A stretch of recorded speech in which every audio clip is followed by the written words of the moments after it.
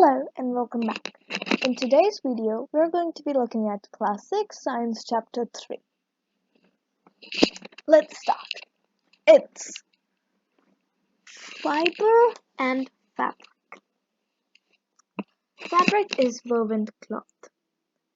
Fiber is all cloths made of thin hair-like structures called fibers. These fibers can be obtained from man-made stuff or natural sources. Natural sources can be cotton, jute, silk, which comes from silkworms. Man-made, synthetic, or artificial things can come from chemical substances. They're made of chemical substances.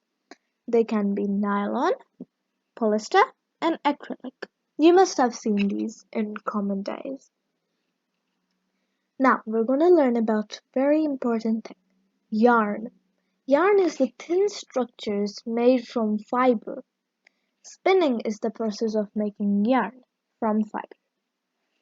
Some of the spinning tools is Takli, hand spindle, Charkha, which Gandhiji used to use, which is hand operated, and machines, which are used on a larger scale. So if you have to spin a lot of fiber, then you're gonna use machines.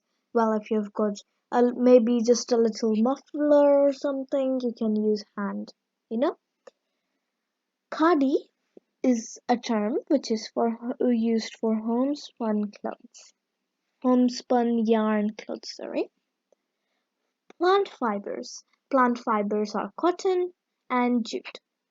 Cotton is grown in black soil in warm climate, and the fruit is the cotton and is about the size of a lemon. So this could be a lemon, right? I did not know that cottons were that big. Ginning. Ginning is the process of removal of seeds from fibers. One of the processes or the techniques to do ginning is to comb it out. So while combing, the seeds come off from the fiber. And this was hand. Hand was used to do this before, but now they use big machines. Also, this is for a larger scale. Jute. Jute is the stem of the plant. It's cultivated in rainy season, mainly grown in West Bengal. Very important, remember West Bengal. Mainly grown in West Bengal. It is harvested at its flowering stage. The jute is put in water for a few days after harvesting. The stems rot and fiber is separated by hand. Okay? Yarn to fabric. Yarn to fabric can be done by kneading or weaving. Kneading is arranging of two sets of yarn through loom. Can be done by hand and machines. Again, on a larger scale, it depends. Weaving. Weaving is a single strand. It's done by a single strand. So maybe when you're knitting or something, you use only one strand to do it. This can be seen in sweaters, socks, muffler, and this is again can be done by hand or machines. Now, another important thing. History of clothing material. In ancient times, people used to use leaves or animal skin or even fur to wrap themselves in. After the settlement and people became used to everything, they explored, they did weaving. Weaving was to use one strand of something. So they used grass and twigs at that time to make baskets and mats. Both flax and cottons were used after that, so they explored a bit more and then they found flax and cotton. But they didn't know how to stitch it, so they just used to wrap themselves in fabric, which is another thing which we use in present day saris. So you just wrap a very big piece of fabric around yourself.